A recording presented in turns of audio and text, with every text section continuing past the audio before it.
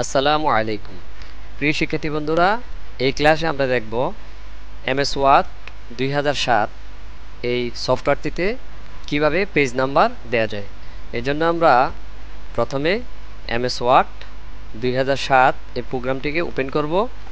এবার আমরা যদি দেখি, জুমটিকে ছোট করে দেখি, তাহলে আমরা দেখতে পারবো আমাদের এখানে সর্বমোট 5টি পেজ রয়েছে।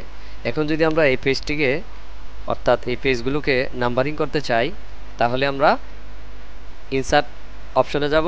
এখান থেকে আমরা যাব পেজ নাম্বার। এখানে আমরা অনেকগুলি অপশন পাবো। যেমন আমরা যদি চাই পেজ নাম্বারটি পেজের উপরে রাখতে, তাহলে টপ অফ পেজ এখানে যাব। আর আমরা যদি পেজের নিচের অংশে নাম্বার রাখতে চাই, তাহলে যাব বটম অফ পেজ। তো মূলত আমরা টপেই পেজ নাম্বারটি রাখবো। তো টপে যাওয়ার পরে আমরা এখান থেকে 3টি অপশন পাবো। আমরা যদি চাই পেজের উপরের বাম দিকে নাম্বারিং করতে, তাহলে আমরা এই অপশনটিতে ক্লিক করব। আর যদি আমরা চাই যে পেজের টপে থাকবে এবং মাঝখানে থাকবে, তাহলে আমরা এখানে ক্লিক করব। আর যদি আমরা এমনটি চাই যে পেজের উপরে থাকবে অর্থাৎ উপরের ডান দিকে থাকবে, তাহলে আমরা এখানে ক্লিক করব। তো আমি মূলত চাচ্ছি যে পেজের উপরে মাঝখানে নাম্বারিংটি হবে, তাই আমি এখানে ক্লিক করলাম।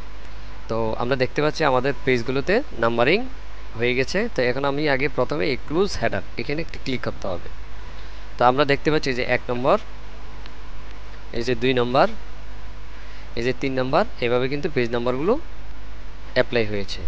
এখন আমরা যদি এই পেজ নাম্বারটিকে মুছে দিতে চাই, তাহলে আবার আমরা ইনসার্টে যাব, পেজ নাম্বারে যাব, এখান থেকে আমরা রিমুভ পেজ নাম্বার এখানে ক্লিক করব।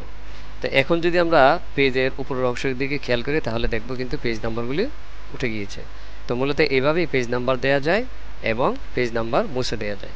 তো পরবর্তী ক্লাসে আমরা আরও অন্য কোনো বিষয় নিয়ে আপনাদের সামনে হাজির হব। আজকে এই পর্যন্তই। আসসালামু আলাইকুম।